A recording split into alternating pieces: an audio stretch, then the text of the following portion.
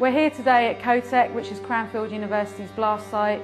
We're conducting a collaborative research project between Arup and Cranfield University, looking at wound paths through human surrogates, and this is going to be applied to injury prediction from potential terrorist bomb attacks.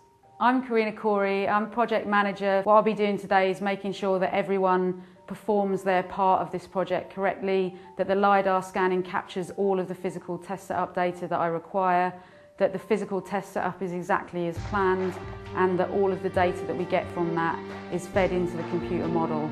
And so basically I'm just going to be coordinating the team and making sure everything runs smoothly for the outcome of the project. We basically have three main areas, that is physical testing, computer simulation, computer modelling, and also 3D reconstruction and visualisation, which includes LiDAR scanning to capture data.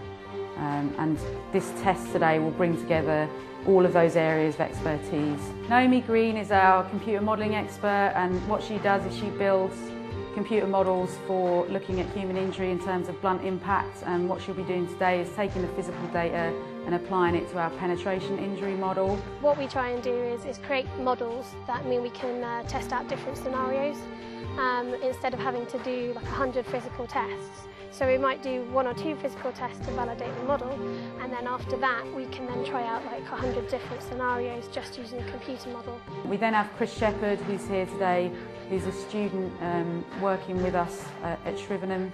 He's doing his PhD, and he's arranged all of the physical testing based on the expertise that we have in Arup. We have 6 human surrogates, 2 lines of 3. We're hoping that the fragmentation medium, which is 6mm ball bearings strapped to this usher device, we're hoping that we're going to penetrate through these surrogates, which are made of a gelatin body with a leather skin over the front of them. They're 2 standard ballistic models. Human surrogate testing has been conducted quite a lot in the US, but the surrogates are so expensive, and what we want to do is just create really simple surrogates so that we can do lots and lots of testing and get lots of data. It's not a complex model, but it's taking everything back to basics, and it's giving us data which we can easily understand without other factors getting in the way. David Hetherington is our LiDAR scanning expert, and today he's going to be taking scans of the site pre and post test. Basically this is a terrestrial LiDAR scanner. It's currently collecting spatial information on the scene that's in front of it, and it's also collecting colour information. Using this information we'll be able to build up a spatial model of the scene. So we're just taking a lot of currently available technologies and merging them all together. And as you can see behind us, we're about to set off the device.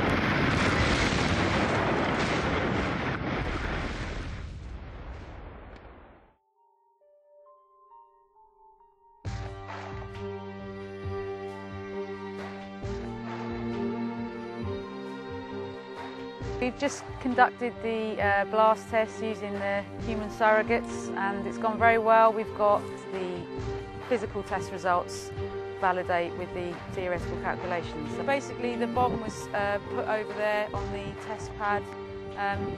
The spheres then were projected, some of which you can see have gone into the floor here.